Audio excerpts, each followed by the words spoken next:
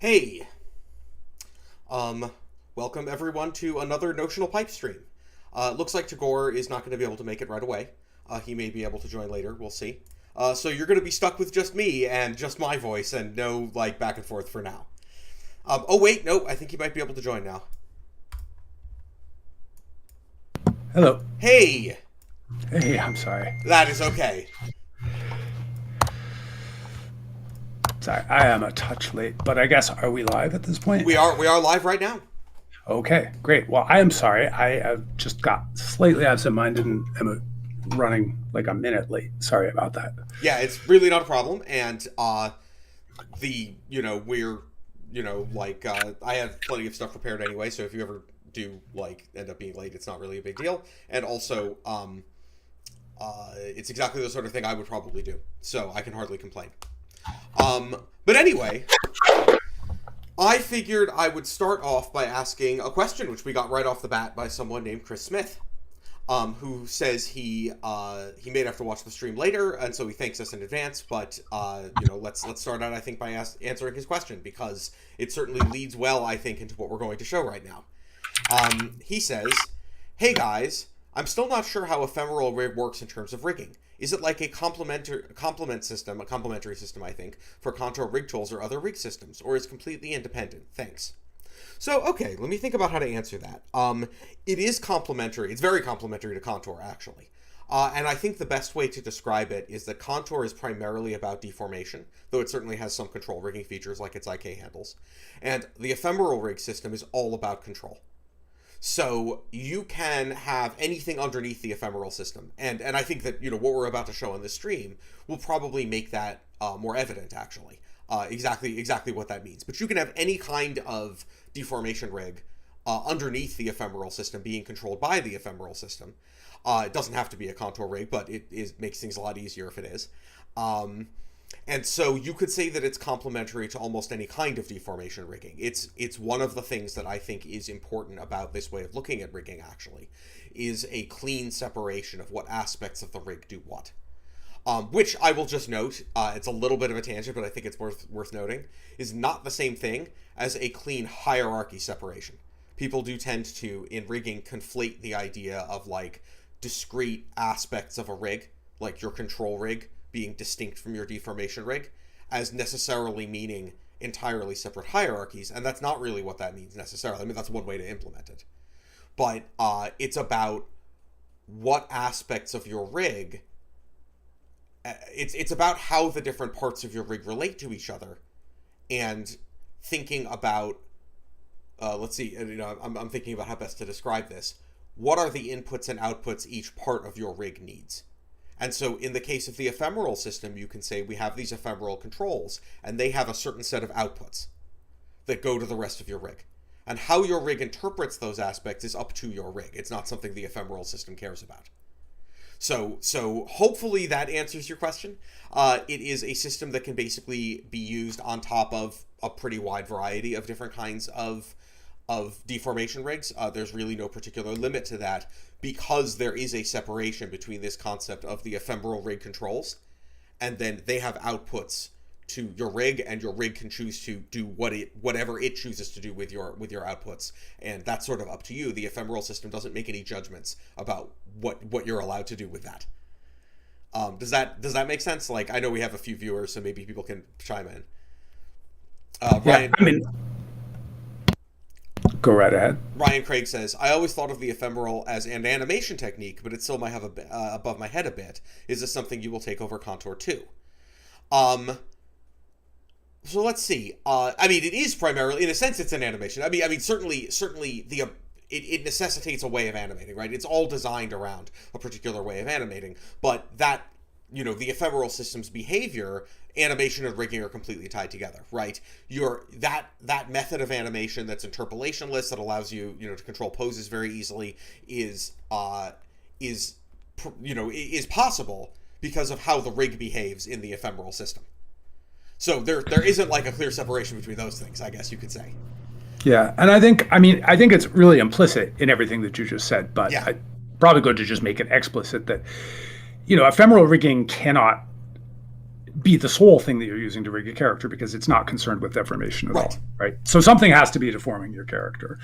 Contour you could, I guess, in a sense, use.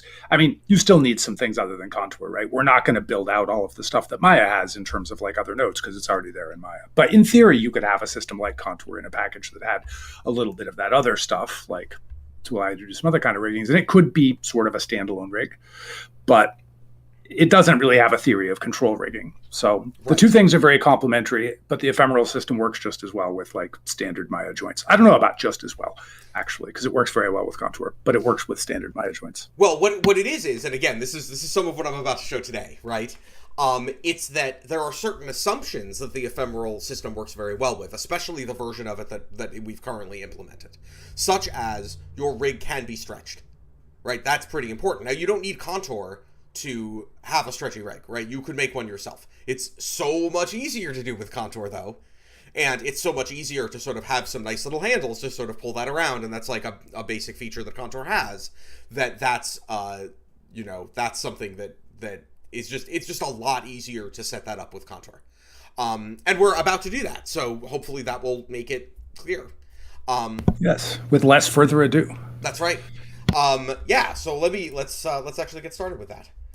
So I'm going to start with, I think, a very simple ephemeral example. I'm just going to make some cubes, and I'm going to hook them up together, and that'll hopefully make it clear how that behaves.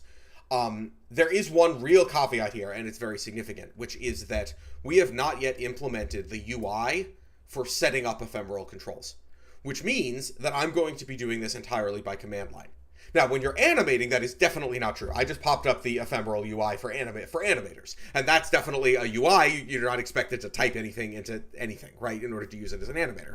And ultimately, you won't necessarily be expected to, although it may be useful to people to do so, for rigging either. But in the current version, you do actually need to run code in order to actually create the ephemeral behavior, to create the ephemeral metadata that tells the rig how to behave. So, right, we're just beginning work on writing the UI for exactly. making rigs. So let me show you how that works. Let's say we've got 3 cubes and we want to make them act kind of like an arm. So the first thing that we would need to do, and I went and copied some stuff in here so that I didn't have to like look it up and type it like on the stream. The first thing that we would need to do, aside from like import a bunch of stuff from the ephemeral system, is to create the metadata store. Because like many similar systems, like that need to store some arbitrary data in a Maya scene that the system's going to need to access, the ephemeral system sticks a node in there, and the node has an attribute on it with a bunch of data. You don't really have to look at the data, like usually, and you certainly won't need to when we have the UI in place. We're just going to go create that data with some functions that are part of the ephemeral system. So to begin with, we have to initialize a character and a limb. Nothing changed in the scene. We're just adding stuff to the ephemeral metadata that will be necessary to hook these nodes up together. And what characters and limbs are is that the ephemeral system has a concept, so it can figure out how something should behave when you have multiple characters in the scene, and obviously when you have multiple limbs in the scene, which is almost any character, right? That there's a separation between those things. We discussed a few days ago, I'm sorry, what am I saying? A few weeks ago. It wasn't a few days ago. We discussed a few weeks ago when I was showing Aaliyah, the character from Little Bird, how when you say use the spine in backward mode, the feet remained pinned, but if you have it in backward all mode, then the feet will go along with the spine. And that's an important sort of ephemeral concept of you want to be able to switch between these different modes very easily and choose your behavior in a global way. And to do that, to make it sensitive to context, the ephemeral system has this concept of limbs, so you can group nodes together. So the spine is a limb, the arm is a limb, the head is a limb because it includes the neck, stuff like that. So we're only setting up one limb here. And now I'm going to actually apply some ephemeral, instantiate each one of these nodes instantiate's maybe the wrong word. Anyway, I'm going to create ephemeral metadata for each of these nodes so that the ephemeral system can know what to do with them, know that it should do anything with them. Node 1, I'm going to say it's a shoulder. Node 2 is going to be an elbow. And node 3 is going to be a hand. Now, they are not as yet, however, going to actually do anything. If I move this thing around, nothing happens. And the reason is that although I now have added ephemeral metadata that says, yes, these nodes exist in the scene, and I'm ready to do some ephemeral things with them, and I have defined what they are, what I have not done is to tell them what they should do. And, like, what other nodes in the scene they should be related to or connected to. And again, you can sort of imagine there's going to be a UI that will let you set this and make it a lot clearer. But in the meantime, I'm going to run this line of code, and what this says is I'm adding behavior metadata that says when in forward mode, node ID 2, meaning the second node, is going to use node ID 1 as its parent. So what that means is that I'm not in forward mode. There. All right, what's going on here? I do not like that this did not work. Because it did the other day, just a little while ago when I was trying this out. Like 2 seconds ago. Come on. What are you doing? The perils of demoing software. The perils of demoing software that is still being developed. I'm in forward mode. Damn it. What did I do? How did I screw this up? Because I am saying this is node ID 2, which is this one, and I'm saying node ID 1, which is this one, is going to be its parent. Maybe I selected these in the wrong order or did something different. Let me just start from a new scene.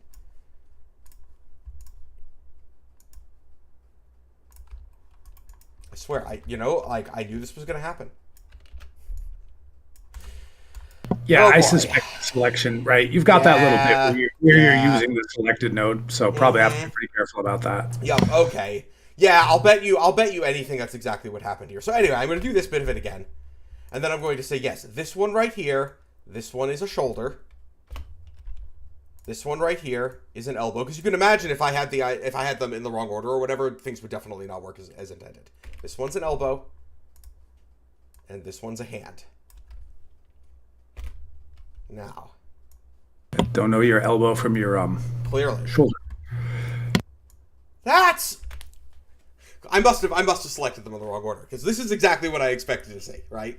And as you can tell, like in the state that it's currently in, like it lacks the error checking that we would have eventually to be like, oh, like what you just did doesn't make sense, right? So that's all stuff that is going to be part of making the ephemeral system into like a full system that we can make an actual product, right? We haven't really done that yet. So anyway, yeah. So node ID 2, meaning this node, is now controlled by node ID 1 in forward mode, and let's do the same for node ID 3. Look at that. That is what we would expect to do. We've now made the ephemeral version of a simple parenting hierarchy. And that means that, we can do all the usual parenting things you'd expect to do with a parenting hierarchy. We cannot yet, if I switch to backward mode, we cannot yet do anything backward because we haven't set that up yet. That's equivalent, right? So if I run these two lines of code, which are, basically the same thing, only for backward mode, now you can do things that are backward and things that are forward and things that are backward, from the hand and things that are forward from the shoulder. And basically we now have like very simple ephemeral behavior. Now there is one thing you may note here, which is that while these transforms are kind of like in a chain, you could say, right? They're sort of like one after the other in a chain-like way. Nothing is currently enforcing them to remain aiming down the chain, because the ephemeral system does allow you, like if I switch to default mode here, and I can just move this around anywhere I want, right?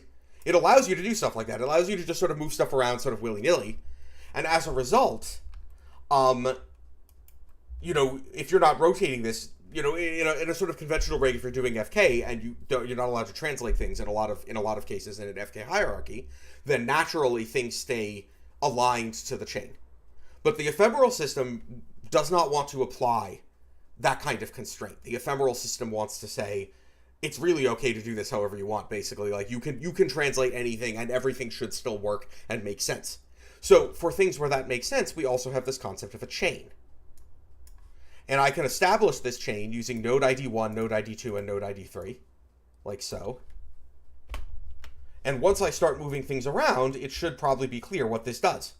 It means that no matter what else I do, or what mode I'm in, all of these things are going to stay aligned.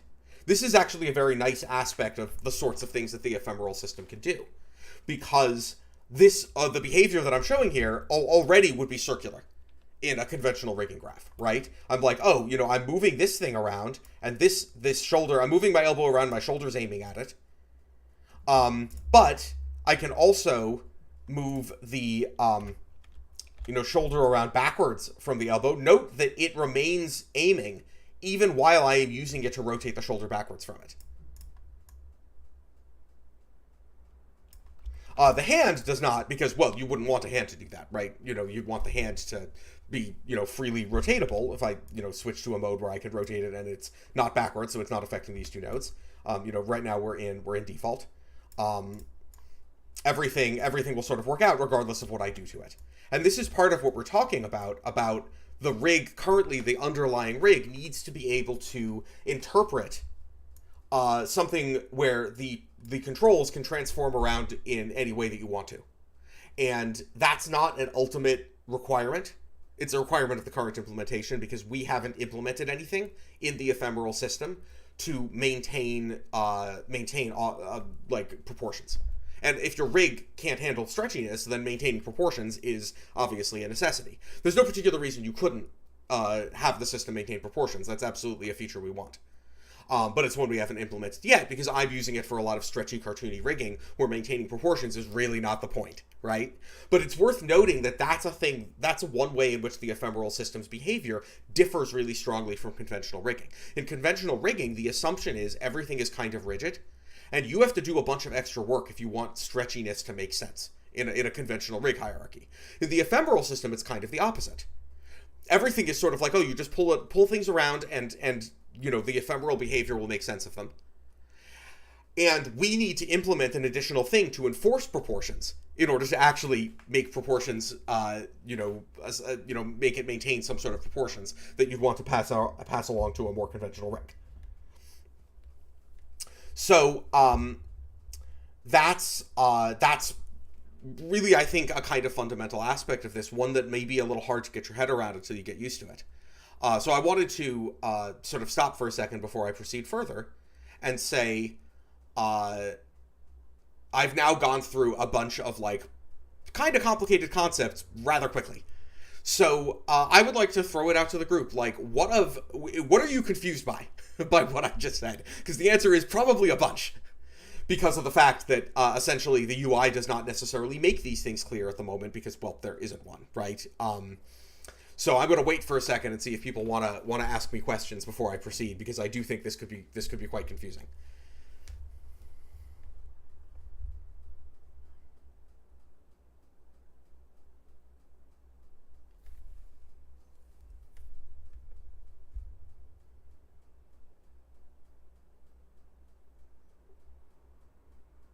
Well, let's not sit here with too much dead air. We can certainly watch the chat for any questions that might come up. But. Sure. So there's an additional feature that most ephemeral, most arms and legs and stuff that we've made with the ephemeral system have, which is the ability to suspend the elbow or knee, right? And suspension is sort of our pseudo IK current thing that we use because we're doing very cartoony rigging. This could be replaced with actual IK. You would basically work the same way. But what this basically does is I'm now creating a suspended relationship between these things. And in this case, as you may note in my other add behavior metadata calls, I'm saying node ID 1 is controlled by node ID 2 when its behavior type is backwards. This is what this basically says. But you may note that what I'm passing in here are lists, not just specifically that ID. And if you're curious, by the way, and this is a bit like getting a little bit more into the implementation, it isn't really important for understanding how it works as to what these IDs actually are, they're UUIDs. They're basically just more or less guaranteed to be unique identifiers that each node in the ephemeral system has. It's not very important to understand how that works in order to use the system. It's just, a particular detail that people might be interested in. So in this case, I'm passing two things to control it because the suspended mode is going to allow two inputs. And the reason for that, of course, is it suspends between the hand and the shoulder.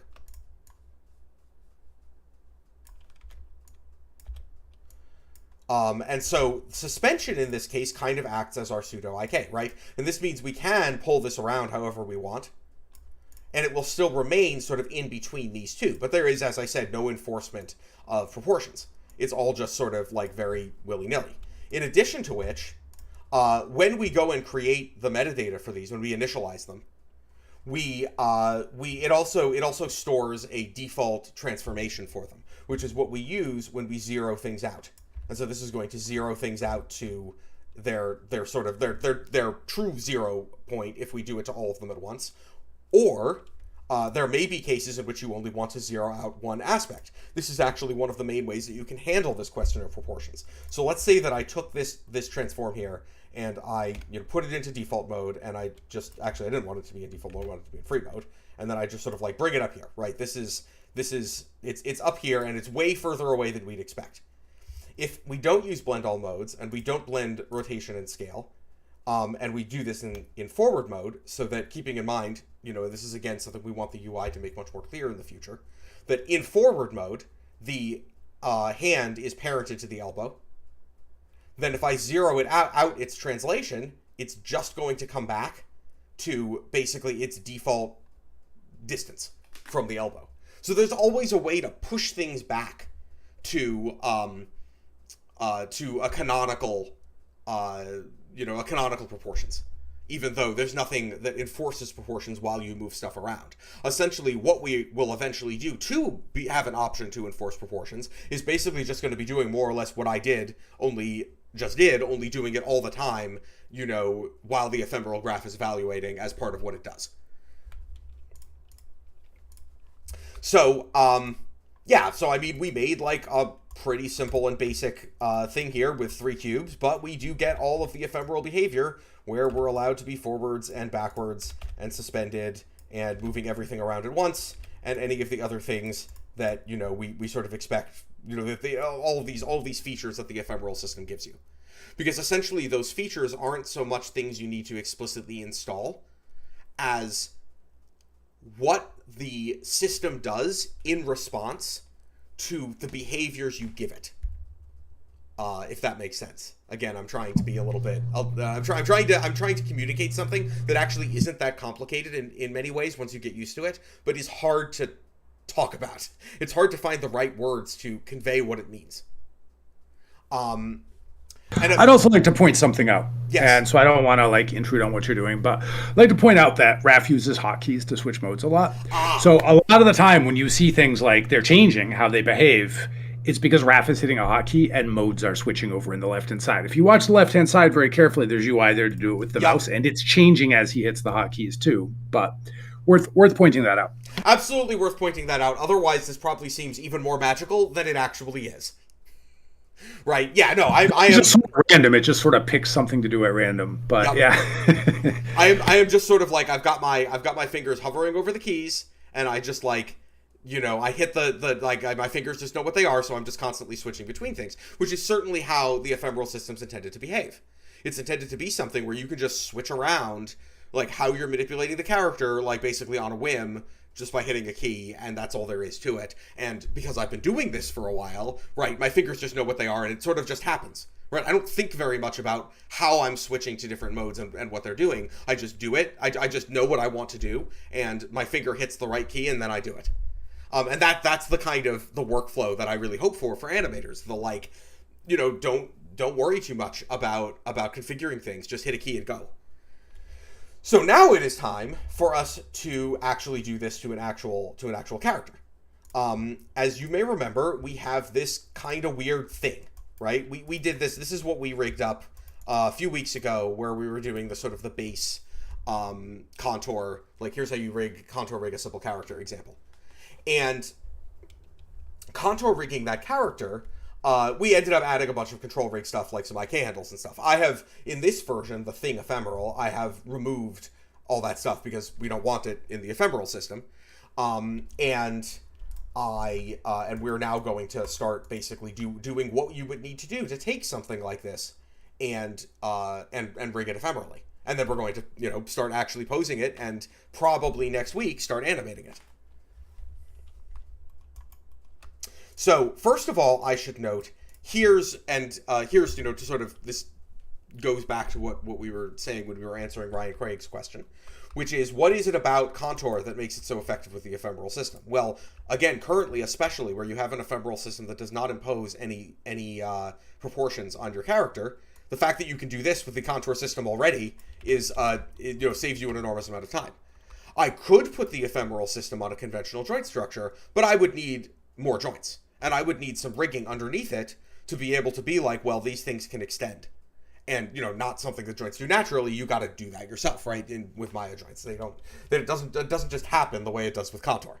So that's a bunch of additional work. And even when we do impose proportions on, in Contour, even when we do have that as a feature of Contour, this will still be exceedingly valuable, because I really do think that outside the context of certain VFX requirements, and even then sometimes, but, cases where you are doing something that has to maintain a very high level of realism, and where you are using perhaps simulation that requires things to fit within sort of the bounds of reality, right? Outside of that context, even if you're not intending to have a lot of like cartoony distortions to your character, not being forced into sort of the box of these are the canonical proportions that the character actually can't like deviate from it.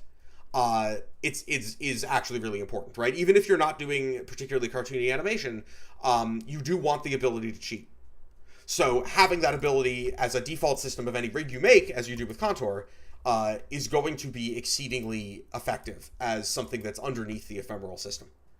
And here's where we're going to get into some of the other areas in which Contour makes things a lot easier. We're about to use a feature of Contour I don't think I've shown on the stream yet, which is aim handles. So, because what we need to do in order to control this with the ephemeral system is that we need a bunch of locators that are going to act as our ephemeral controls, and those locators cannot be in any kind of hierarchy with each other. So we can't just say, oh, these are ephemeral controls. We need something out there in, world equivalent space. It doesn't actually have to be world space, but, some space that we can control with the ephemeral system that doesn't have any kind of hierarchy. So to do that, the simplest way to do it, there's probably a lot of ways. There are a lot of ways that you can handle that. But the simplest way to do it is I'm just going to make some aim handles. And I'm going to select a bunch of joints that I can make aim handles out of. Yeah, I'm actually not going to use an aim handle up there. I'll use something else, which I'll show in a second. But I am going to use aim handles here and here. I did not want to select the mesh. Let me just turn that off. Now, there are two different kinds of aim handles in Contour. There are the regular aim handles, and they're the ones with up vectors. Up vectors are sometimes necessary. I don't know if people who've done a bunch of rigging are, familiar with this concept, but perhaps there are people watching the stream who may not be. So an up vector is basically the idea of, well, if you want to point something at something, that's all very well. That's one direction, but you need some other vector, some other direction, or you don't know what the role of that thing should be when it aims. And the sort of most common way of handling that is to have, well, I'm aiming at something, but then I have my up vector, which is probably some other transform. And that's very analogous to like pull vectors with IK. It's basically the same concept. We don't want that. We are going to use a regular aim handle. And the regular aim handles actually do something that many people don't know is actually really easy to do in Maya, because Autodesk has really not advertised this feature very much, which is to say you can have an aim constraint with none as its up vector method. And if you do that, it will actually do something exceedingly useful that I used to refer to as aim without up vector, because that's what it was. And now I just sort of do this as a matter of course. I don't talk about it very much. But if I add there's a fairly amusing story around that. But I don't think we'll tell it today. Anyway, the point is I'm going to make some aim handles, and you can't really see them because they're locators and they're buried in there. Let me just make them, more visible.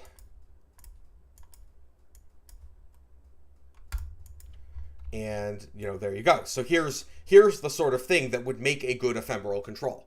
As you saw when I was like breaking up those cubes, you can imagine these basically being the same kind of thing.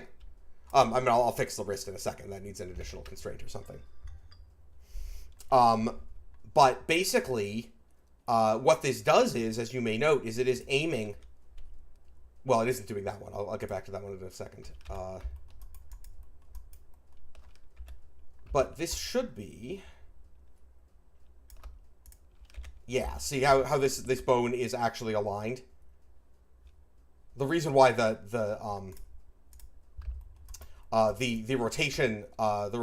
rotate manipulator is showing something different is because what we're actually driving here is the override rotation and override blend.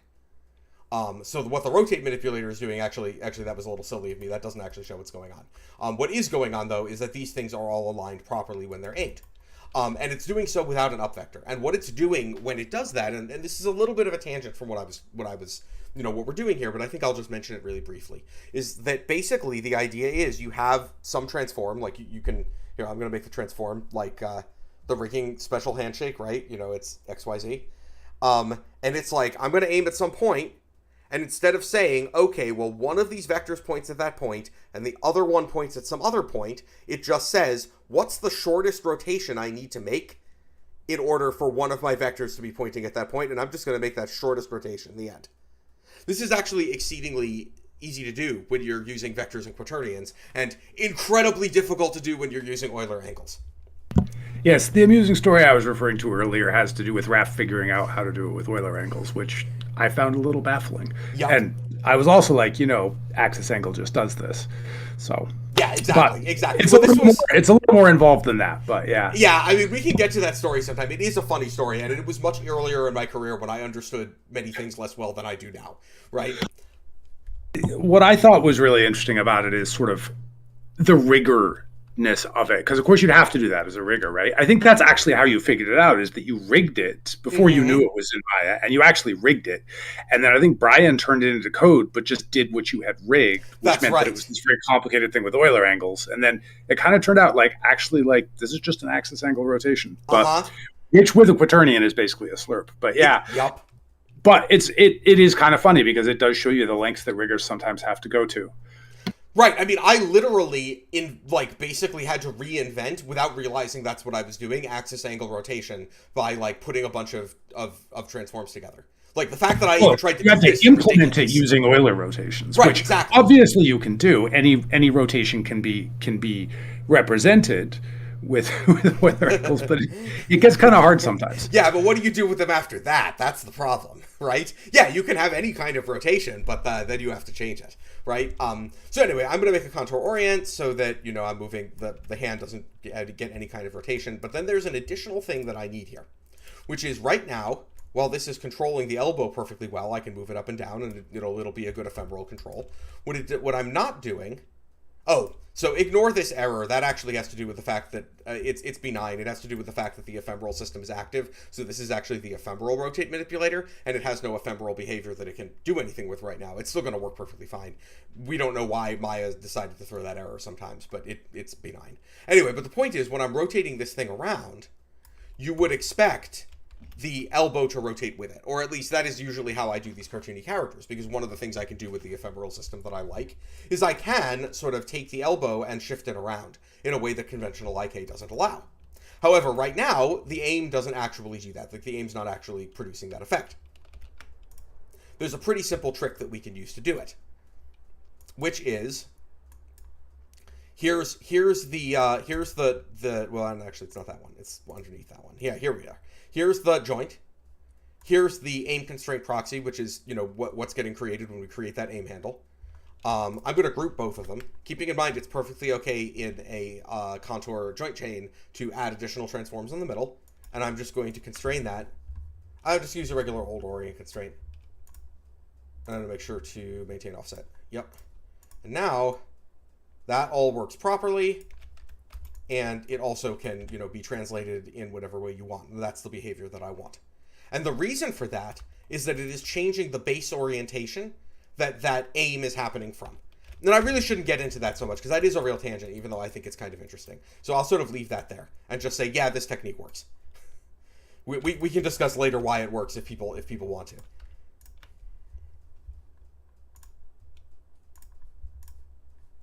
And again, yep, we can do that. Oh, right, we need to add a orient onto this one. Yep, that's working. All right, those will make effective ephemeral controls.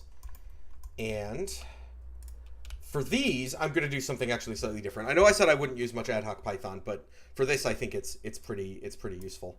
I'm not going to worry too much about the names of controls right now. Well, I might do something for them. I'm basically going to say, You know, your portrait's over the script editor, by the way. oh, is it? Oh, is it? Yeah. So it's fine with the top of the script editor, but like when stuff kind of rolls into the bottom, it's Yep. Yeah. Here, I will move it over there. All right. So for each of these things that I currently have selected, that's what this means. I'm going to make a new locator. And I'm going to name it the name of that thing that I already have, plus, I don't know, like, I'm not going to pay too much attention to this, but, also I can't type. Something like that. And then I'm going to say that it's going to get the same transformation as whatever the thing I have selected is. Capitalization matters.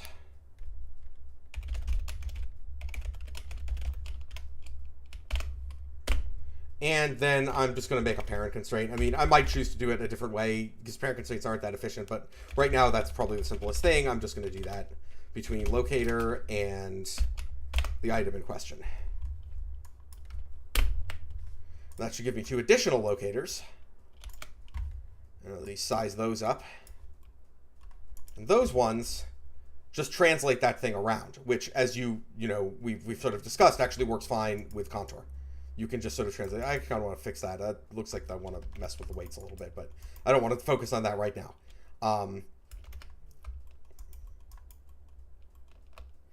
And I believe that should do the correct thing. Let me just make sure that that's doing the correct thing with the aim constraint proxy. I believe it is. Yeah, if it wasn't, things would really, be getting pretty screwed up right now. Yeah, this is all fine. Okay. So there's our arms, and we're going to probably make some control shapes for them in a second, but for now we can just leave them as locators. And let's do something for the spine. The spine is basically going to work similarly to what we just did. Now, this one here, I'm actually going to get rid of... So yeah, here's our pelvis control. This isn't really going to be our pelvis control anymore. We're not going to use it as an actual control, so I'll just call this, like... I don't know. I'm not going to pay... that was an invalid name. I'm not going to pay a lot of attention to naming right now, but I am going to get rid of the shape.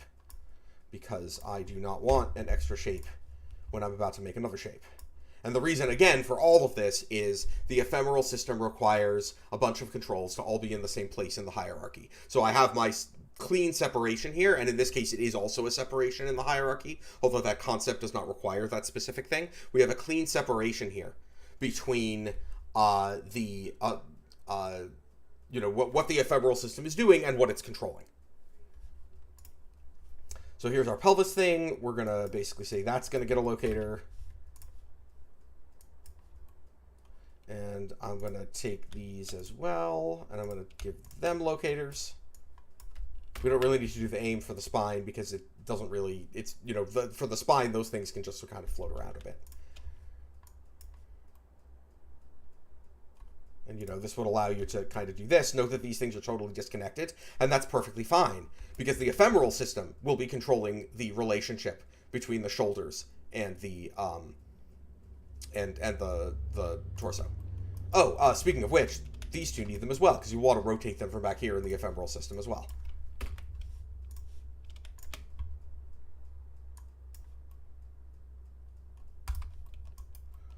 And we are going to need some for the neck and head.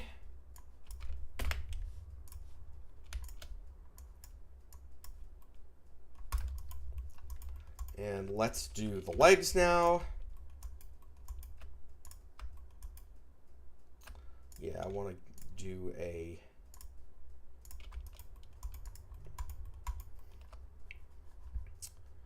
want to do aim handles for those. Going to need to do the same thing. Just make them visible. Also, these, which again do not need aim handles, and that's why I'm doing this much simpler thing. One of the things the aim handles, like you might say, why don't you just do that for all of these joints? And the reason for that is that the aim handles make it possible to, for instance, add bone CVs that follow along. So if I add a bone CV here, it's going to follow along properly with whatever my elbow's doing. If I was just taking the elbow and just like parent constraining it to this control, the bone CV would not move with it. So that's one of the things that you get out of using the aim handles. And of course, adding bone CVs is a thing we probably want to do, like probably for all the limbs, actually. All right, so let's see. This worked. There's going to be a slightly different thing to deal with down here. But what we need to do with these is the same thing that we did for the elbows. I know I'm really not naming things very, very comprehensively here. I don't want to. I'll just use regular constraints for that. That's going to get an orient, and same situation here. And again, yep, that lets us both have both aim and the ability to control rotation. And there's something slightly different that we're going to need to do for the feet. Because, here, let me switch this to, let me switch it to object mode. Oh, that's right, this is an ephemeral translation. So let me switch it to the normal translate manipulator so that we can actually see the world and object, axes. Although, actually, I could do that with the ephemeral one. That's right, I just need to use the ephemeral. There we go. I need to use the toggle manipulator space here. Forgot my own keyboard shortcuts there for a second. All right, so as you may note, like, these bones are all aiming down X, right? But remember that thing, and that should be true of these as well. Right, well, this is negative X because it's the right-hand side.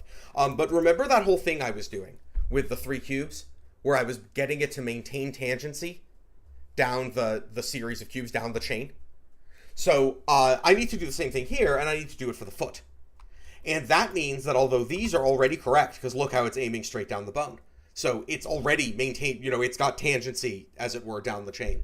I don't know if that's a clear way of describing it, tangency down the chain. It's kind of a mathy way to describe it. But what I really mean is basically in a chain of transforms that are meant to, behave in this specific way, you want each transform along the chain to aim its primary axis at the next transform down the chain, or the next control. And what that axis is can vary between rigs. It doesn't have to be X. I just use X habitually. It could be whatever, but it needs to be something. And this ephemeral rig, the ones that I'm about to put in these legs, assumes that that's the case. You don't have to do that, of course. You don't have to make chains at all in the ephemeral system, but it is how these legs are intended to work.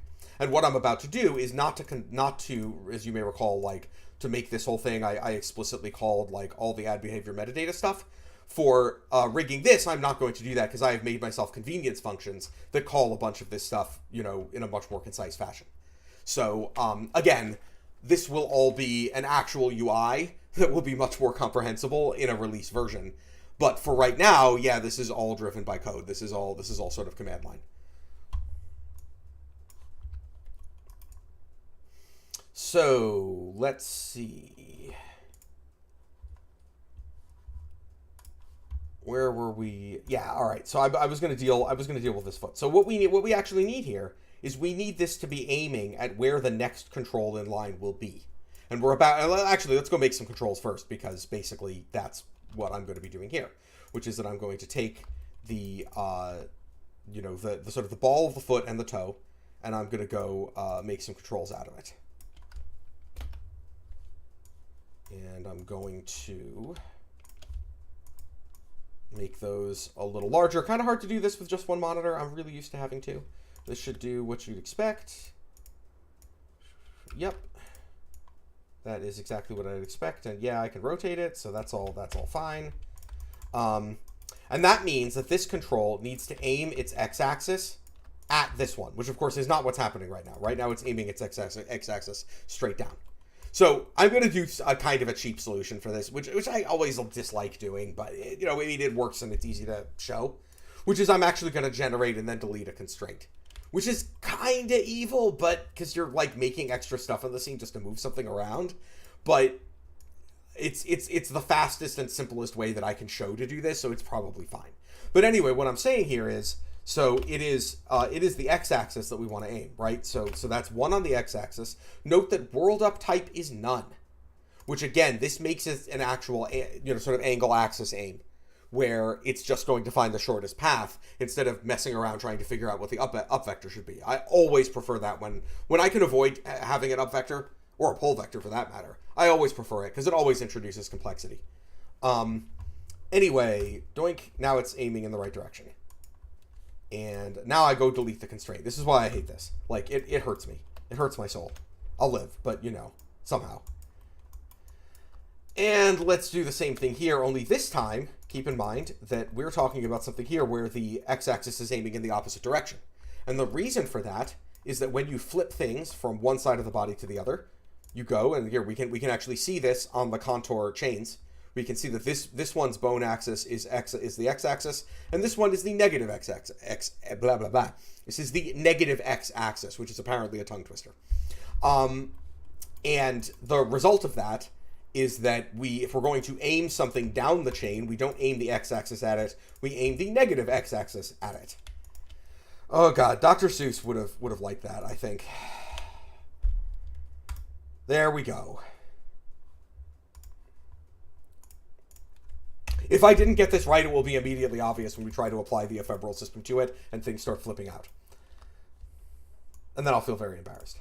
But hopefully I did get it right and that won't happen. Just apply some orients there. I'm doing orients in this case because I want to maintain offset. I don't really... Here's an example of like why Euler angles are evil. Why is this negative 8, 180, 180, 180? Note that that's actually the same thing as 0, 0, 0. Euler angles, right? I believe we just about have something where we can start applying the actual ephemeral system to it. Yeah, I have some fun little brain teasers about Euler angles. They do some unintuitive things. They really do. Euler angles are like they are really evil. Like they are an enormous amount. Like I don't even know how you would quantify monetarily the amount of just extra time that people have had to spend in rigging, like over the entire course of like the animation, computer animation industry and the game industry, dealing with the consequences of Euler angles.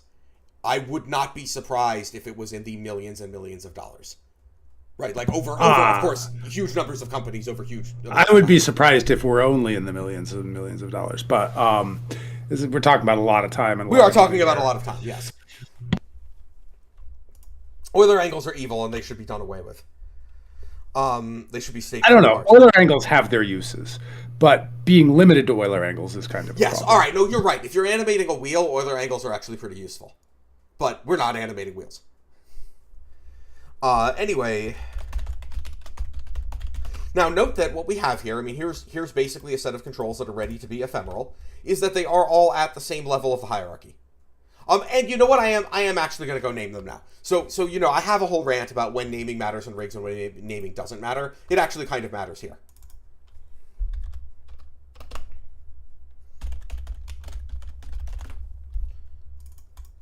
I can just do something like that or whatever.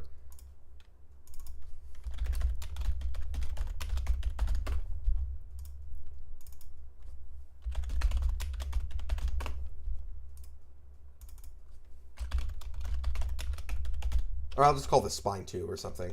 That's what I call it in the actual ephemeral, like, designations or whatever you want to call them. The parts. And we actually need a spine 1 as well, which is actually just going to be a duplicate of pelvis. And the reason why we need that is, well, it's going to become clear in a second, I hope. When we see how the ephemeral system actually behaves with what the difference is between pelvis and spine 1. Again, that's not something that... I should say this particular ephemeral rig behaves. Because the ephemeral system doesn't care. The ephemeral system can do all kinds of stuff. But this is the rigs that I have, the sort of behaviors I have constructed for the ephemeral system. That's left clav.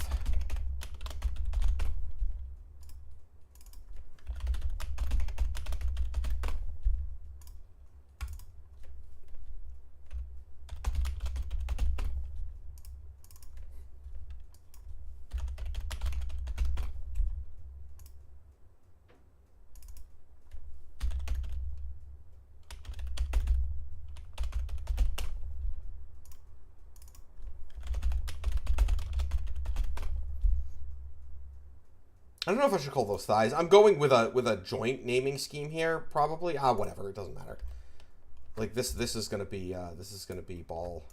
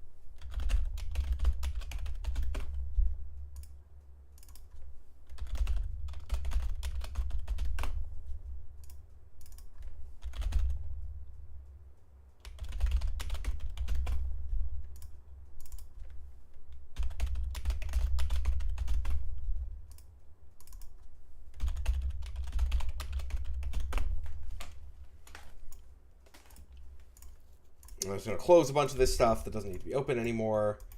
So we now have a whole bunch of controls that are just floating around in space, doing nothing in particular, right? They are not connected to each other in any way. You can move the torso around, and it's going to leave the shoulders behind. That's what we want. We want everything to be totally disconnected, so that the ephemeral system can then decide what their relationships should be. And nothing in the rig actually imposes that. If you actually try to do that in the rig, if you actually have a hierarchy with these controls, it's going to break the ephemeral system. So one of the basic assumptions with the ephemeral system is it operates on controls that are all at the same level of the hierarchy. And that's not something that would necessarily always have to be the case. When we wrote sort of a much simpler precursor to the ephemeral tools, which we called the Phantom tools, which was actually a Maya plugin, it actually worked on things that were in hierarchy, and it did all of the back calculations to figure out, like, okay, if these were in world space, how would they move? Then let's back calculate where that means they should be given the hierarchy. I don't know, Ref. Do you think that that's actually a useful thing, though? Do you think that that's something that would work well? I think in theory it is. I think the problem is that the way we use the ephemeral system, which is much more complex than what Phantom Tools did, the way we use the ephemeral system makes that much harder to figure out, because think about all of our backward behaviors and all this stuff, right?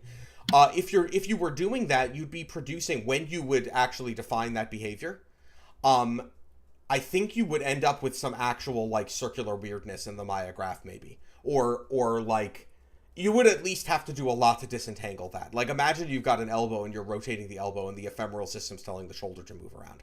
So that means you've got to make sure to apply them in the right order, and that's maybe not that bad, because you could trace the hierarchy and know what order to apply these things in.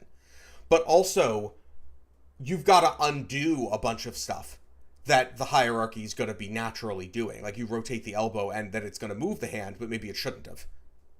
So, could you do that if it was not an arbitrary set of interconnections? I feel like trying to plop that in on an there would have to be some constraints. There would have to be some constraints with it. Doing it in all cases would probably be extremely difficult. Doing it with a simple, straight FK hierarchy is maybe doable. I mean, that's absolutely something that's worth exploring. Although I don't know. I think there might be some approaches that would simplify it. I don't want to get into it right now. It's kind of an interesting thing. But I guess the thing about it is, too, though, is that on some level you can always just sort of do this by having a separate non-hierarchical thing, and then using some combination of constraints and other rigging to get it onto something that is hierarchical. Right, which is exactly what we have here. I mean, what we've just created, what these aim handles do is make some constraints and hook some stuff up, is we've got all these controls, they float around in world space, but they're all controlling an actual underlying hierarchy of joints. And so hopefully we've now gotten there, to the point where we're starting to answer Ryan Craig's original question, which is,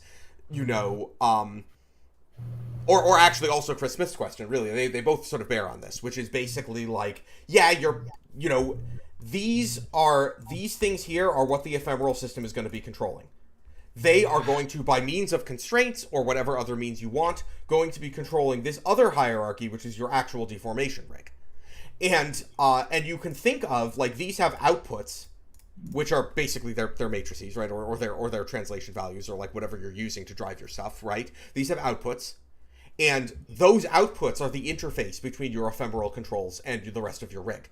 And the ephemeral system does not care even a tiny bit what happens past these controls. So that's why you're free to put whatever you want there. I guess what I'm wondering is, do you think that there would be strong advantages to being able to not do that, to being able to not use the constraints and actually sort of directly get ephemeral behavior on stuff that was in the hierarchy? Or do you think that this just kind of solves the problem, being able to, use constraints or et cetera, whatever you're doing to control? I think here's the problem. I think that it's doable with like a simple FK hierarchy. I think the problem is that I'm not asking about like how doable it is. I'm curious as to whether if it were doable, there would be significant advantages. Right. This is what I'm saying, because I think that the majority of the cases you'd want, though, and you wouldn't. Like, the majority of cases won't be a simple FK hierarchy, is what I'm saying. And therefore, disentangling that and figuring out how to set all the data on it becomes fairly complicated. Whereas, if you simply say, like, well, I have this other set of controls and I can hook them up however I want, it simplifies things very greatly, I think. I think that's what it comes down to. Yeah. Let's consider an ideal world with an omniscient piece of software here, Sure. so that it's not hard, okay? Oh, okay. Do you see what I'm saying? I do. No, I absolutely. Actually, I'm going to sort of change what I'm saying here, because actually, in an ideal world, with a hypothetical piece of software that is that is easier to reason about than the Maya node graph, I will actually take that back and say, no, that's actually exactly what you'd want to do. But that's not what we have, right? Do you think there would be significant advantages to being able to do that then? I do, actually. Yeah, in an ideal world, right? In a world. Yeah, I think it's something we might want to consider, because I think there might be some approaches, and not immediately, but I think there might be some approaches that would allow it. Yeah. It is tricky because the scene graph really doesn't like circularity, and getting circularity into the scene graph can be quite tricky. Indeed. And in addition to which, if we want to go to that kind of high level and think about, like, well, what if we were writing our own animation software like we've always wanted to do? But like, then really these things don't even have to actually be transforms that are instantiated in the scene in any way. They're just part of the manipulation, right? I mean, there's a lot of ways you could handle this if this wasn't Maya. Yeah, but what I'm saying is that I think that what we're talking about here probably could be done in Maya. Now, we'd have to see how hard it was, but I'm wondering if it's an avenue that is worth exploring, and I think it probably is. Yeah, right? It's at least taking a look at, right? It's worth taking a look at. It actually really is. I mean, it's certainly more complex than what we're doing now, and I think we did, as I recall, have some discussions about it early on, and we're basically like, we don't want to deal with that right now.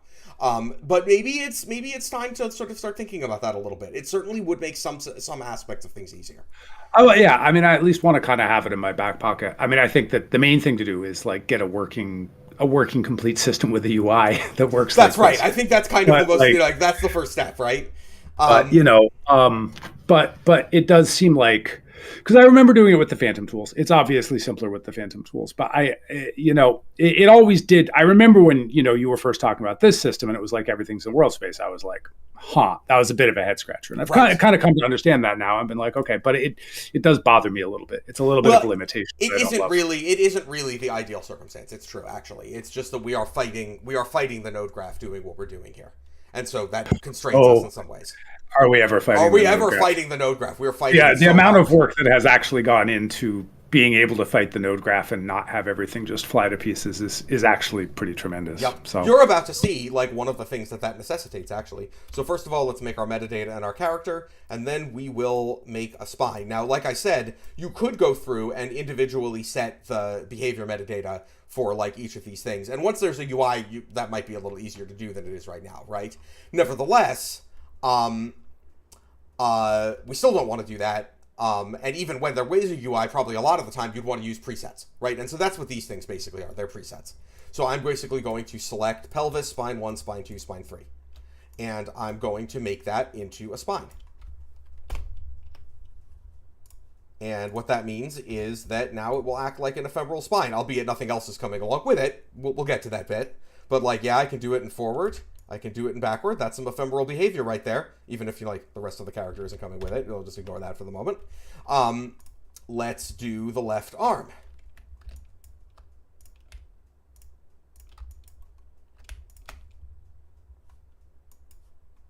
I believe this is the left one.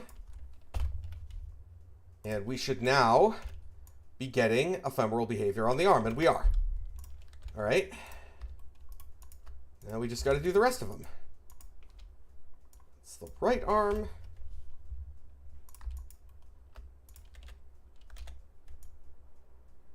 Yep. That's working.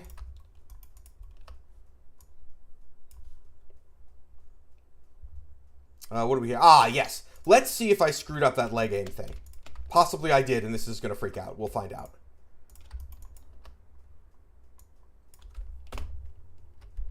Node already initialized.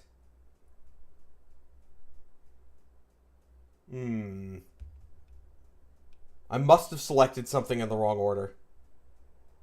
Yeah, see here again, this is like the issue with not having something with sort of nice error checking. Although this is of course our own error node already initialized. It means that I already included one of these nodes. Oh no, that's what it means. It means I selected the wrong node like an idiot. I just selected the pelvis, so of course it doesn't work, right? Did I ever actually make a control for this one? Yeah, I did. I just couldn't see it. Yeah, that was the issue there. Ah, stop selecting joints, please. No, that's the one. That's the one that I want. Oh yeah, I was going to turn these into, like, not being locators. I'll do that next, I guess. Alright, so now...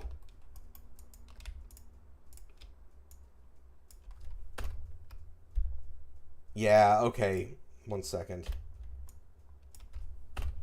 There we go. Okay.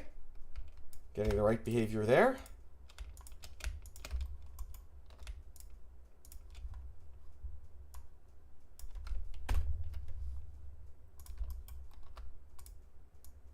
And it does look like this is all working properly. Oh yeah, I'm once again swapping things without thinking. Right, alright, I switched it to backward mode. And we get our reverse foot behavior. Or I can be in forward mode and wiggle the toe around. And this is actually something I meant to discuss back when we were taking a look at the Littlebird rigs, which is, we never quite got to it because we got off on some other discussions, but one of the things I was going to discuss was the way that things like reverse foot rigs are not special cases in the ephemeral system. And that has to do with this sort of like rule-based thing. It's just like, oh, I'm just setting up a bunch of relationships and that's all I really need to do. And part of that has to do with the way in which, sure, I mean, you can have, you know, I can do things backwards. So I can say, oh yeah, no, I'm gonna rotate backwards from the ball of the foot. I can also rotate backwards from the toe of the foot. I can also rotate backwards from the knee if I want to, right? That's not a special feature. It's not something that I had to build into a foot rig in some special way just so it would do foot rig stuff. That's something that I literally was just like, no, this is how all ephemeral controls behave, right? It's not special, and that is so I think a really critical aspect of the ephemeral system and the sort of the radical simplification that exists here. The more can be moved from one-off special case complex rig construction into general sort of rig behavior that applies to all controls just contextually. The more work you save and the more I guess predictable your rig's behavior is, because any animator just sort of expects backwards to be a thing, right? And it always is. Yeah, I mean, there's honestly an analogy with contour and having twist be in the deformer, for instance, right. And isolation is just sort of push it into the tool. Don't necessarily rig it. Right. So I believe we still haven't done the head, so that's going to be next.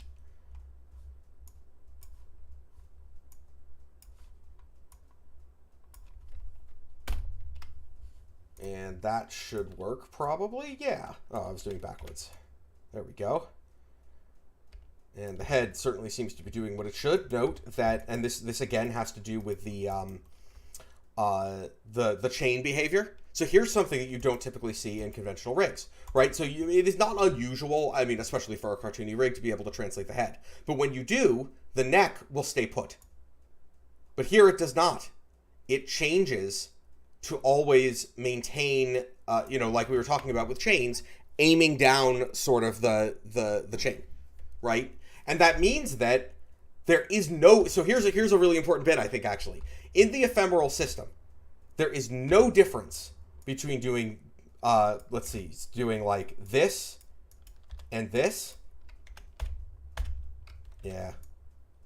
and doing this. No difference at all. There is no difference between those two things. And in a conventional rig, there always is. And similarly, in the ephemeral system, like, there's no difference between if you're just, like let's say you're in IK mode, and you raise the heel like this.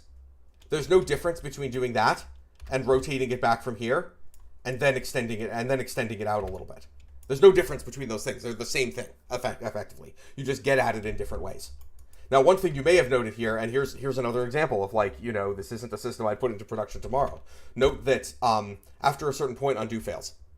That's a bug, right? It's something we need to fix. Pretty sure I know why it's happening. We just haven't gotten to it yet. In the meantime, in order to get all of this stuff back to, to zero, I will just, zero it all out. And now it's all back to zero.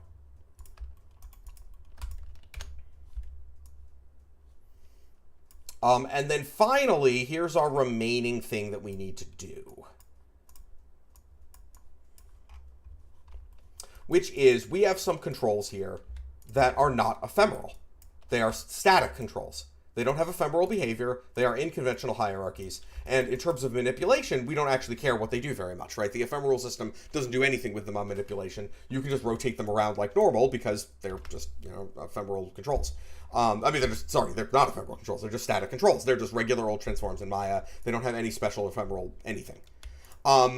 But you still want them to be able to take part in the ephemeral controls. Like, remember when we were looking at Aaliyah and we were looking at her face, and those were conventional controls, but they took part in the ephemeral poses? So we need this concept of static controls to allow that to be possible. And for that, I just initialize these as static nodes with this particular character ID. So now those are static nodes. And that means that if I start, like, actually doing some sort of animation with this character, if I start, like, actually... Here, let me just... I'm not in the script editor. I mean, I am in the script editor, obviously, but, I'm going to make a new pose. I'm going to do some stuff or whatever. And one of the things that I'm going to do is to rotate these things. Now, when I'm rotating them, nothing ephemeral is happening here. These are static controls. But it all takes place in the ephemeral pose system. Note that when I keyframe these things, they're really kind of conceptually not keyframes, even though they are technically actually keyframes. When I made these poses, I did not have to select everything. I only selected certain things. And number two, if I'm going to do something like make a breakdown, note that in addition to the ephemeral behavior, making a breakdown in an ephemeral way, the static controls are also taking part in the breakdown behavior. So that's pretty important because, at least currently, and probably for a long time yet, there's always going to be the need for both ephemeral and static controls in your rig. And sort of an example of how that differs is that what the static controls do has nothing to do with my ephemeral modes. So, for instance, if I switch to forward mode and I redo this breakdown, note that the hand swings out. Here, let me actually make this much clearer. Because right now it's like, the difference isn't super obvious, but let's say I like stretch it out over here. Or actually, I'm doing that here. Let me get rid of this pose. Let me stretch this one out over here, and then I'll do a breakdown again. And let's say I'm doing that breakdown as default. Note that the hand is moving in a completely straight line, right? But if I redo the breakdown in forward mode, now can you see how the hand's traveling in an arc? That's because forward mode is FK and it's interpolating in FK. Now, one of the things you may note, however, is that these things, I don't know how evident it is because they kind of don't move that much, but just trust me about this. The interpolation of these controls doesn't change. It doesn't matter because they're not ephemeral. They'll always do the same thing. And that's one of the primary ways that ephemeral controls and static controls differ.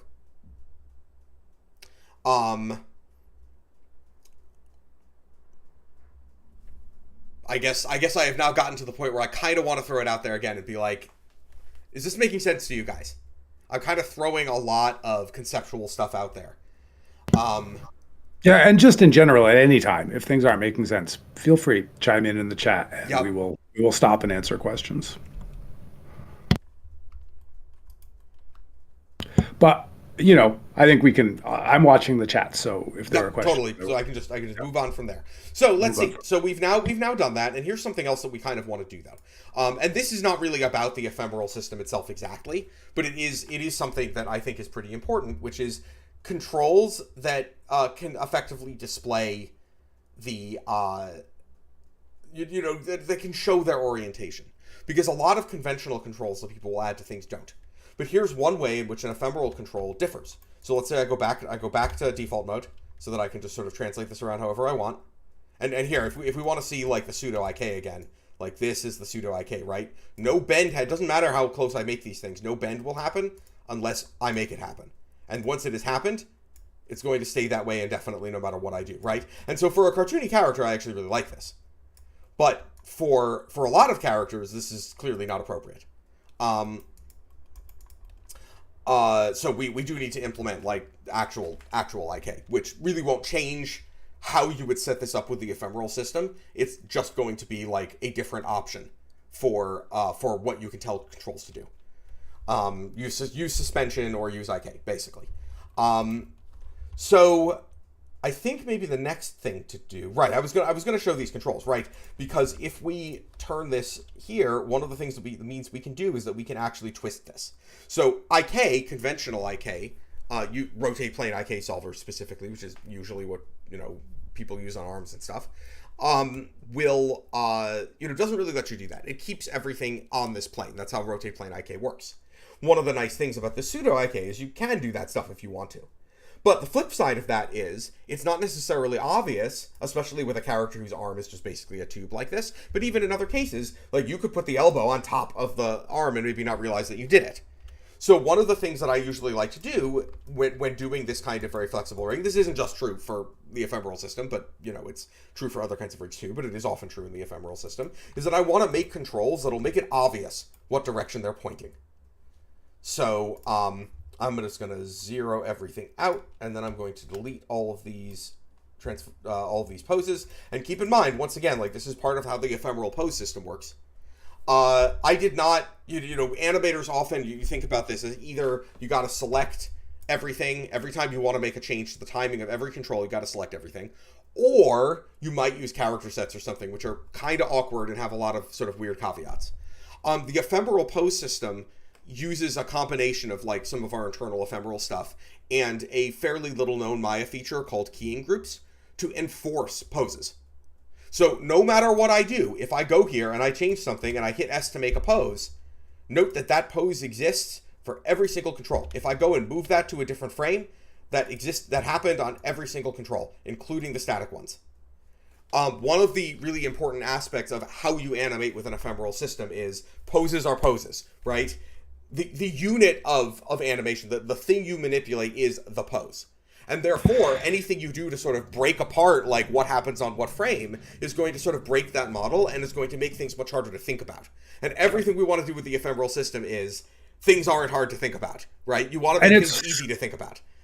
It's also very worth noting, and I think this does make things easier to think about, but I think it's pretty unintuitive if you're coming like from a non-ephemeral system, is that it truly is pose-based in that poses have extent in time. Like a pose is not just the frame on which its keyframes are set. It's that frame and every frame up until the next pose, right? Yeah. And that's kind of an important point. Yeah, no, that absolutely is true. And it's a point that can trip you up. And it actually trips me up when I go back and forth between animating with the ephemeral system and animating conventionally, as I often have to do, right? Which is that in the conventionally, if I go to a frame, like let's say I have two poses here. I'm going to go make a pose on frame 30. I'm going to make it do something else, right? Or whatever. I'm just going to do something. Like there's my second crappy pose, whatever.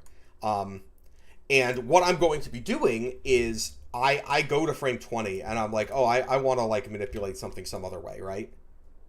I did not just make a new pose. I just edited the pose that is from 12 to 29. And the reason why it works this way is because, well, I actually find it, once you get used to it, much more intuitive. Because it is like a, like I think the analogy would be that it is very similar to something like, I don't know, Toon Boom, right? Or like Flash, or whatever they call it these days, Adobe Animate, like whatever evolved from Flash, like a 2D animation package, right?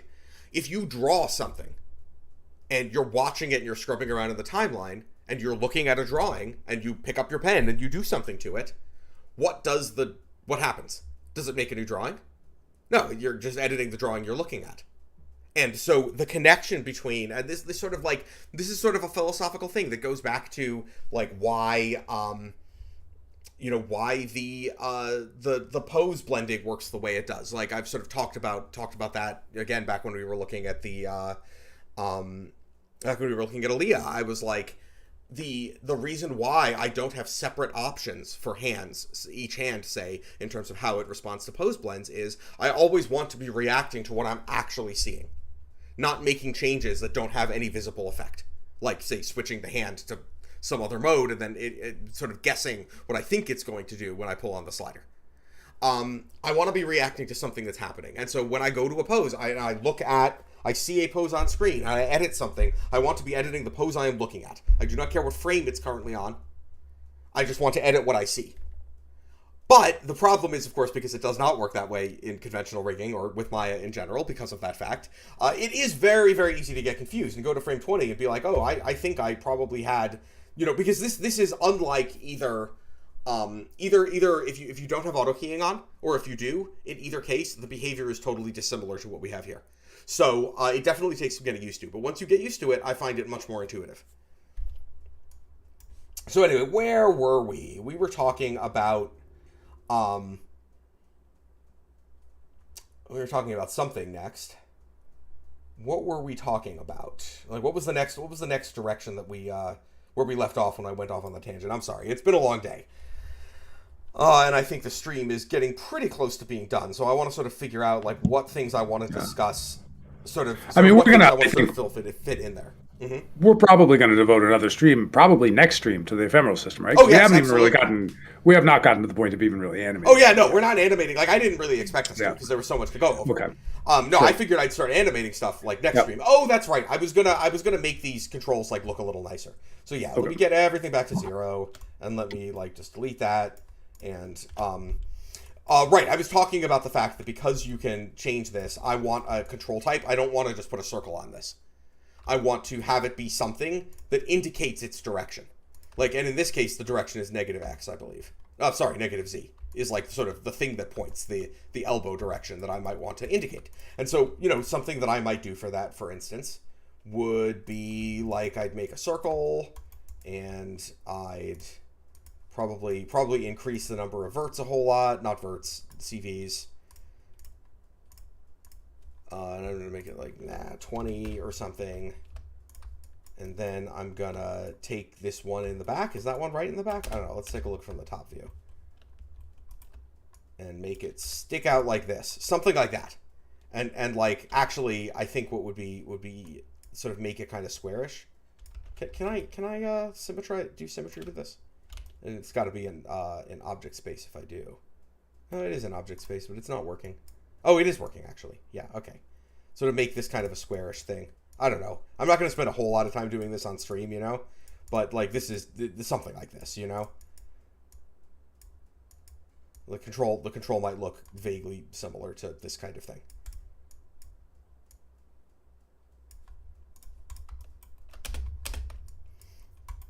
And what I do there, okay, now we're going to get into like a little tiny bit of ad hoc scripting. Maybe I'll show you how to do it by hand first. It's actually kind of awkward because this sort of thing. Oh, right. There is literally no way to do this without scripting, I don't think, at least a little bit. No, I think I'm wrong about that. I think it is actually possible to do it without scripting. Anyway, where's my outliner?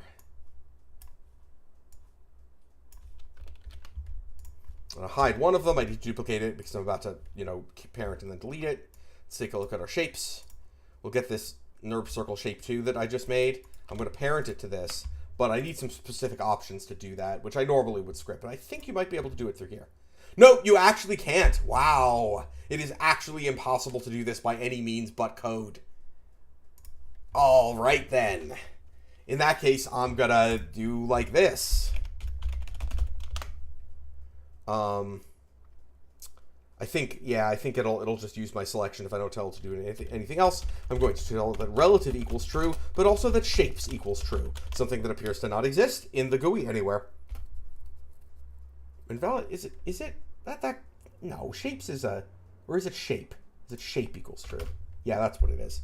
Should have been shapes. I need to log a complaint with management. All right, here we go. Turn off symmetry, and then obviously this ended up being the wrong axis. I'm gonna have to flip this around.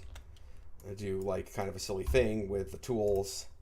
Gonna say I'm gonna do a step snap of 90 degrees, and that should allow me to do like that. And I don't know, probably like move it kind of back like this. Oh, I guess that is the center of the bounding box. There we go. I mean, this is kind of ugly, and I would probably make a better version of this, like were I doing it in actuality. But the nice, and then what I can do is I can just get rid of this the actual locator shape, because as is true of this is something that is not particularly new information. It's something a lot of my users know, but not everyone necessarily does. And a transform can have any number of shapes, and all a locator actually is a transform with a locator shape under it. We actually just delete the locator shape if we want to, and now it's just a transform with a NURB circle shape under it, which if I turn off shapes, you can see is identical to just a NURB circle, or, well, a NURBS shape. It's not a circle anymore, but you know what I mean.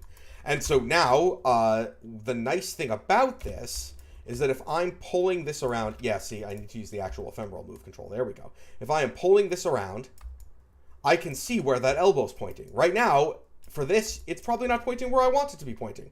Oh, whoops, better turn off that rotation constraint, jeez. There we go. This, and actually, this is one of the nice consequences of having controls always aimed down the chain, is that their axes are always aligned in the appropriate direction to do stuff like this. And for a cartoony character, now for a realistic character, for a character where I wanted it to obey kind of a more conventional IK-like thing, I probably wouldn't do this, right? I would probably, use sort of a rotate plane type thing to, well, I mean, that would be part of what the ephemeral system would do if I was using actual IK, is that it would maintain the plane that the IK is occurring in, so that this would be handled automatically, just like it is with conventional IK with a pull vector. But in the case where I want to do this sort of pseudo IK, and also because I'm using super cartoony characters, maybe I do want the elbow to point back here. I don't know, right? Maybe that is what the animator wants. Then having this control to be able to be like, oh yeah, I mean, I can do whatever I want here, and I can push this one over here, and then I can say exactly where I think that elbow should be pointing instead of having that be sort of an inherent thing is actually something I kind of like. Sometimes it's a little obnoxious because it means you have to keep rotating the elbow around, but at the same time, it gives you a lot more control, and it's not really that bad. Like, it doesn't take a huge amount of effort, and it's not something you need to do if you're, say, in forward mode. And I did it again. I used the keys. If you're in forward mode and you're rotating it, then obviously it doesn't matter, right? It's going to do something useful. And again, having it maintain aiming down the chain means that you could get like a useful rotate plane to rotate things in FK all the time, even if before that you just were in default mode and were just pulling this thing around like wherever you wanted it to be. So yeah, it's 5:23. I think that's probably a good place to cut it off and leave a little time for more questions if anybody has more questions. I am kind of thinking that next time is going to be a little bit less technical, because I really want it to be something where I'm like, this is how you animate with the ephemeral system. I do sort of feel like one of the issues that we're currently encountering, one of the issues that is one of the things we have to solve before this is a releasable product, is that there isn't a lot of clarity right now on what's actually going on, right? You saw me run all of this code, and it worked because I knew what it was doing. But in order to make it obvious to the user what's happening, we need to do a lot of work on UI.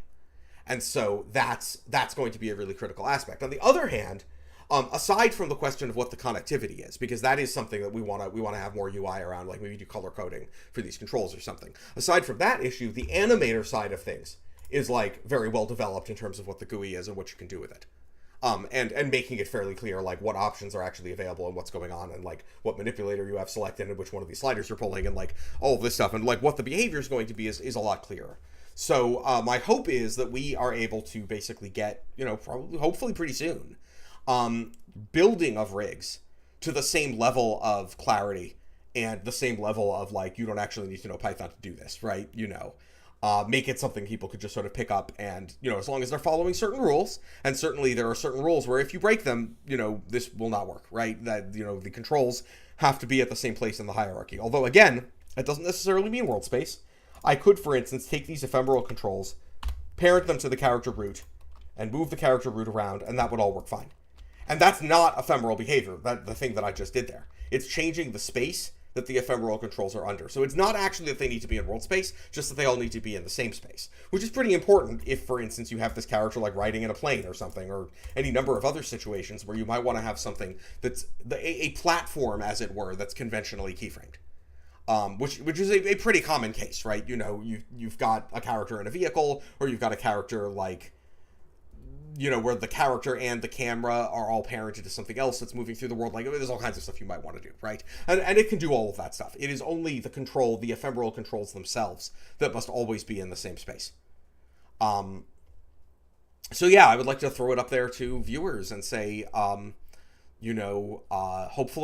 I didn't go too fast through this and make it like really, like, I'm a little concerned that like people are just looking at this being like, what the hell? So I would definitely like to hear some feedback. It is a little hard to follow this part of it because of the primacy of the script editor in doing it.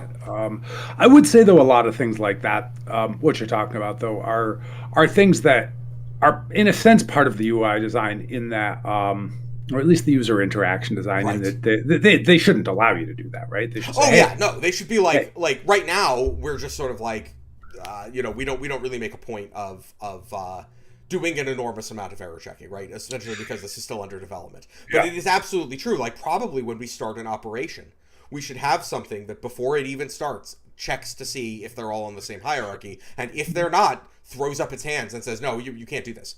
Like, something broke. That's true. Yeah. But I think it might even want to go a little bit farther. So first of all, of course, just like when you're setting it up, don't allow people to do operations that would put it in the wrong thing. But then there's always the problem, and this is something that comes up with Contour, right? Which is like, there are some connections you really, like, there are times when you probably shouldn't just delete something from the scene, or you shouldn't break certain things. And I do think, though, that it is probably possible to set up some callbacks that do some checks when you do certain types of operations and go, hey, by the way, are you aware that you're breaking the ephemeral system? Because if you only do it on operation start, people could actually do quite a lot and have done quite a lot since they broke things. And then they've got a lot of steps to retrace. So I actually see us like setting up some callbacks to really be like, things are changing in the Maya scene. Are things still okay? I think that's probably pretty important. Yeah, I think it is actually, because of the fact that it is possible to break it by accident. And, that's a pretty unfriendly thing. If something you did that you thought was totally benign, and then later you turn on the ephemeral system and it's like, oh no, you're completely screwed. Like, you broke everything, right? That's not very friendly.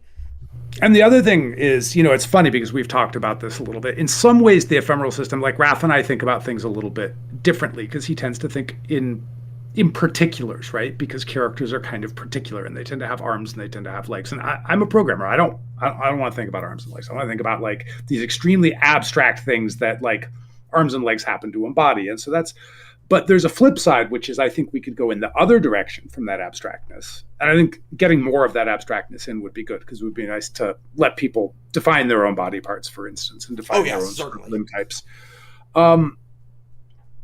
But I also think there is a flip side, which is that there's a lot right now where you're setting up, okay, well, this is forward and this is backward and this is this. And I think that having basically a canned library of stuff that you can apply pretty easily so that you don't really have to worry very much about it. That's another aspect of getting the UI to a point where it's pretty usable and pretty straightforward for people. And then if you want to dig down into the details of it and really set up like, your own arbitrary sets of things, that's fine. But like, here's a really simple default character, here's how to do it, and give people a very easy way of doing that, right? Like, right. Well, and I mean, basically that's actually what these things are, right?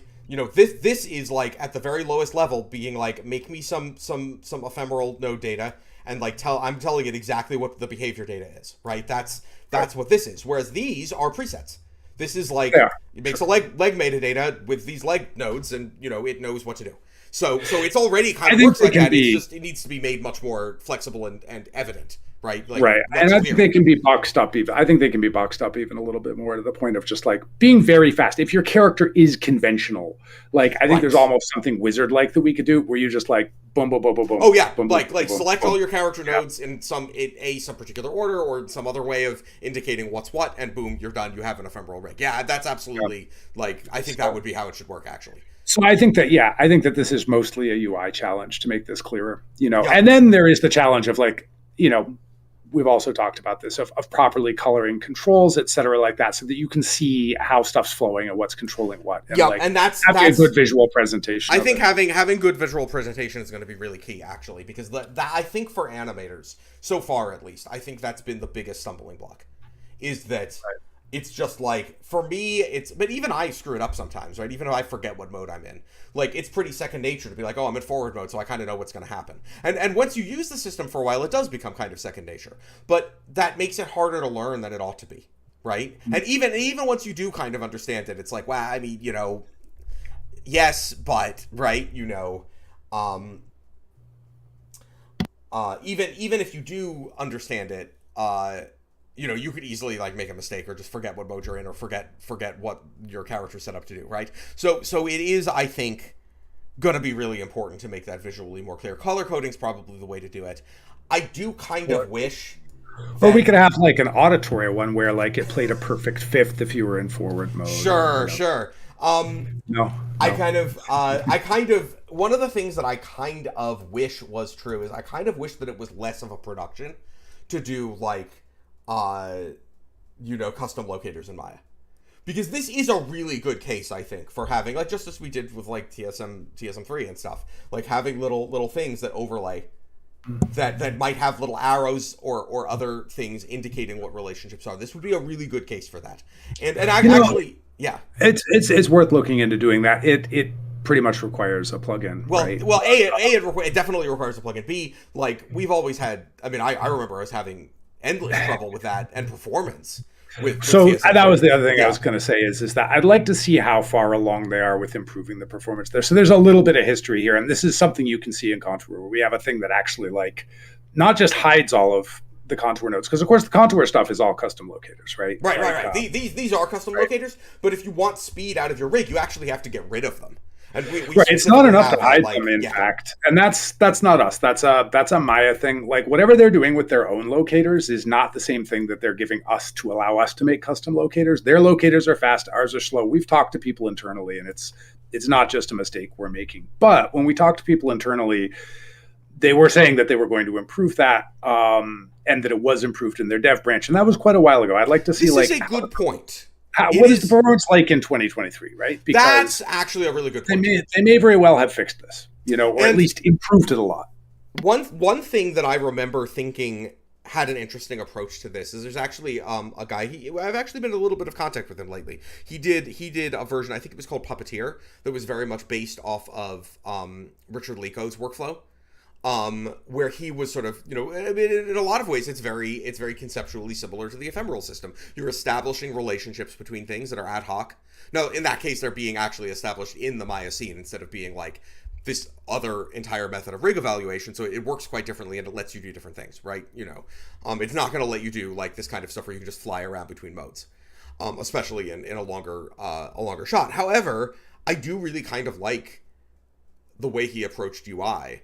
And I do think that there's a lot of possibility there for like having custom display over your character that displays that data in a way that's like allows for more things than just color coding.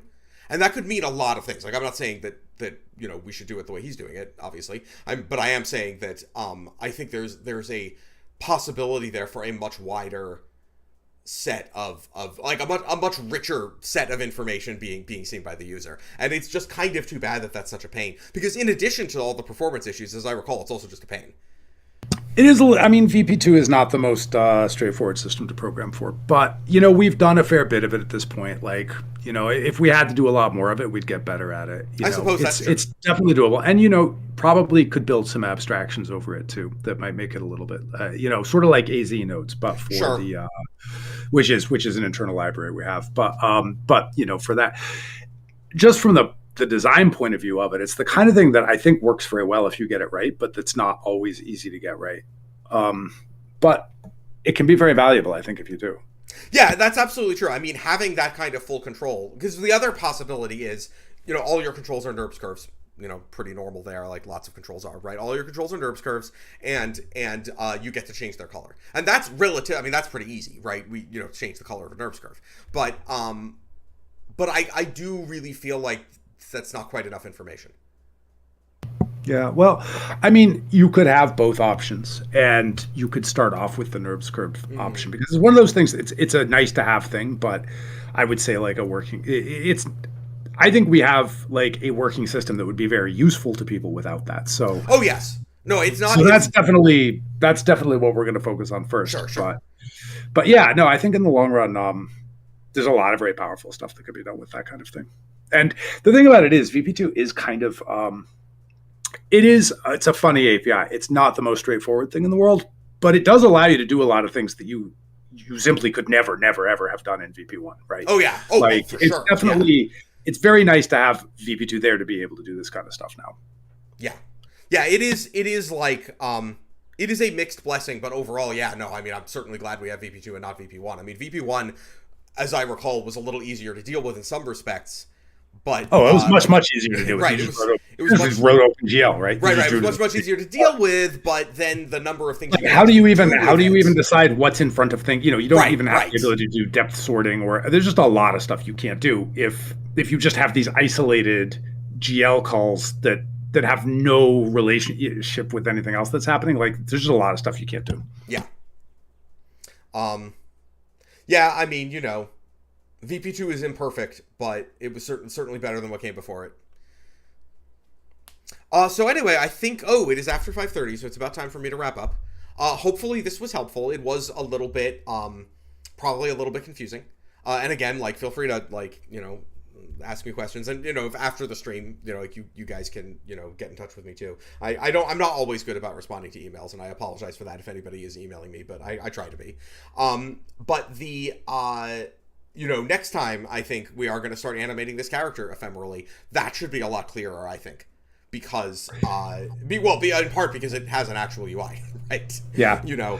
Well, and a lot of it is, I gotta say, pretty magic. A lot of the blend stuff is really, really cool. Like the blend stuff is actually really, really nice, and it's going to get more so. Like, a lot of the work that we're doing right now on the ephemeral system, it's pretty invisible to the outside world, right? We're kind of like spend our Sundays off in this little corner of nowhere, programming ephemeral stuff. But the what we're doing right now is we're significantly refactoring some aspects of the system, because when you are, I mean, anyone who does any programming knows that it's very easy, and we've certainly done this, right, to write some stuff that gets you something that you can use and look at and evaluate, and then is just, but it's technically not the right thing, right? And you realize that if you keep going down that road, your system's going to become, like, it's going to become really brittle.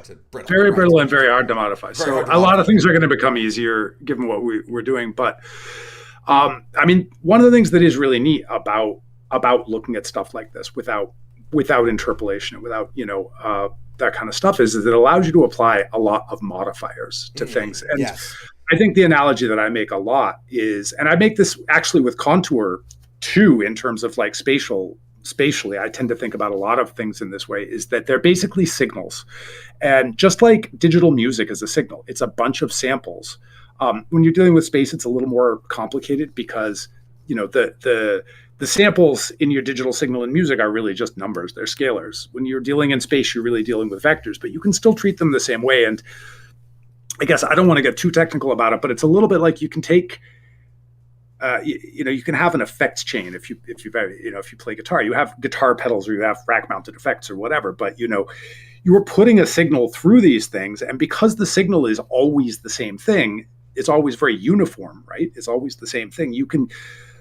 There are a lot of different ways to modify it. And so really a lot of what we're doing here is basically you can think of it conceptually as being, we are doing signal processing on this signal, and that's what these poses are. Right. Really what the attributes of the poses are is elements of a signal in a vector space. Right, like that's a very, like, if you think about the way smooth works, I mean, if you've seen me demonstrate, I mean, we'll definitely see this next time. If you see me demonstrate some ephemeral animation, you'll have seen me, like, take issues and run smooth over time on them. Like, that's pretty much a description of what smooth over time does. Right, like, or any of the overtime things, right? And another good analogy here is just as this is. I mean, I tend to think about it in terms of guitar pedals, but if you think about it in terms of Photoshop, what are Photoshop filters? They're operators on a signal, because your digital samples here, you have this sort of 2D array of these digital samples within this space, and Photoshop filters they're operating on a common representation, and because the representation is always the same, and because the pieces of it are independent from each other, right? You can do things. You can run convolution kernels over them. You can do all these things. And so once you have that representation, it's really, really easy to add new operators on them. Right. And that's a really powerful thing, I think. Well, and that kind of goes back to what I was mentioning before, which is that adding new features to the system has kind of been frozen a bit while we're dealing with this refactoring. We're trying to get it into a state in which we can add more stuff without introducing a lot more complexity. I mean, that's just part of the process of programming, refactoring stuff. But there's a lot of stuff that I already sort of plan to add, some of which has names that I find somewhat amusing. I intend to add a feature called selfish nodes, and there's another feature I want to add called time slip. Hopefully you'll see those pretty soon. But basically, yeah, one of the ways to think about sort of what Mr. Gore was just saying about the processing of streams of data is that because what the ephemeral system and the interpolationless way of animating with it produces is just a bunch of poses over time, it's a stream of poses. Because of that, you end up with a situation where reasoning about those poses, like processing them in various ways, potentially in fairly complex ways, becomes possible if what you are going to have is like a system where, like, you got to evaluate the rig to even know where anything is, which is, conventional rigging, becomes exceedingly difficult to impossible, right? I mean, this is a big part of the reason why nobody has really figured out good ways, for the most part, I mean, there are some exceptions, but mostly they haven't, of like doing any kind of real assistance to the animator using like ML like tools and stuff. And I'm not a huge advocate of that, right? I really want to do stuff myself, but at the same time, there's definitely cases where it would be useful. And see, I'm really bullish on that idea, but as a kind of assistance, not as like an AI animator. I think that's a ways off. Certainly, if you're an animator, you should hope so. But exactly. I think it probably is. But I really think that kind of assistance could be very powerful. I think it potentially could. I think there's a lot of scenarios in which it could, and I think that part of the reason why we've seen relatively little development in that regard, and not none, because actually some of the stuff that Cascader is doing, for instance, is kind of interesting, although it is not what I would want, right? But it sort of shows that they're thinking about that problem. But even sort of leaving that aside, we have the problem of how do you translate any of that into something the keyframe system and the rig evaluation understands? And in the case of the ephemeral system and its method of animation, you don't have to. You just have a stream of poses over time. So if you want to have some sort of tool that processes that animation data. So here's an example. Let's say you have mocap, right? When mocap is already basically a stream of poses over time when you get right down to it, right? And actually editing those as keyframes has always been like a huge pain. So mocap's already basically a stream of poses across time. And imagine you wanted to have a system that analyzed the foot placement and like automatically cleaned up some aspects of that after retargeting. I'm just, there are already systems that do that. That's maybe not the best example, but like, I mean, you sort of imagine how that works. The part of the problem with it is, where are the feet really? Right? How do you know where the feet really are? Well, you might have multiple controls for that stuff. You might have baked to FK and IK. You might have baked to a variety of things. So where exactly is that, and what exactly are you going to do to the keyframes? Let's say you've already kind of like tried to animate on top of it to some degree. What exactly are you going to do? How do you know where anything is? Well, you have to evaluate a lot of stuff to know that. Which doesn't mean you can't do tools like that, but it makes them very complicated. Whereas if you simply have, even after editing, right, even after your sort of equivalent of animation layers using the ephemeral system, where you can just pull some stuff around and edit the motion, all you have is poses across time, it's very, very simple. You look at your poses and you find which ones are similar to each other, which ones are in the vicinity of the ground, or any number of other metrics you could use to choose where your foot placement is, and you could have some sort of process that basically says, like, well, my foot contacted the ground on frame X, and it left the ground on frame Y, and in between those it wiggled around a whole bunch. That seems wrong. I'm just going to go smooth that out, right? And that's the kind of thing that becomes very difficult to do inside. And maybe again that example is sort of like, well, you maybe kind of could do it, but there's such a strong set of possibilities of processing motion that is just sort of cut off by keyframes as sort of our base unit of motion, and interpolation as something you're assumed to always have to have. So we don't even know yet, I think, what's possible, right? Because we've been stuck in that mode. We don't know what kind of tools we could put. I mean, I've got ideas for plenty of tools that I think we should do that we haven't done yet. But way beyond that, I'm sure there's stuff I've never even thought of that we're just being held back from even thinking of because we're stuck with the, keyframe and hierarchical rig evaluation methodology. And that just cuts off all your possibilities because you can never just look at the data and know what's happening. Well, I think on that note, if there are no questions, I think we should probably be moving along with our evenings. But that's right. Thank you very much, Raph, for demonstrating this. And I'm kind of looking forward to next week because that's actually when the fun part starts. That is kind of where the fun part starts. This isn't really the fun part. This is just the necessary part you have to do to get to the fun part. Right. But I think it was worth demonstrating it instead of just starting from a rigged character, right? Like, I felt like it was useful to get a sense of what's going on in here, like what does it mean to set up a character? And I just hope that the barrier of like having it all be code and all fairly opaque doesn't prevent people from sort of seeing the important bits about it. But it may not. This may be useful to people. I don't know. Anyway, like and subscribe. That part's important. Yeah. Right. And thank you very much for coming by the stream, everyone who came by the stream. And thank you for the questions, Chris and Ryan. And hopefully we'll see you guys next time. Yep, we will see you next week. All right. Thank you very much. Bye-bye.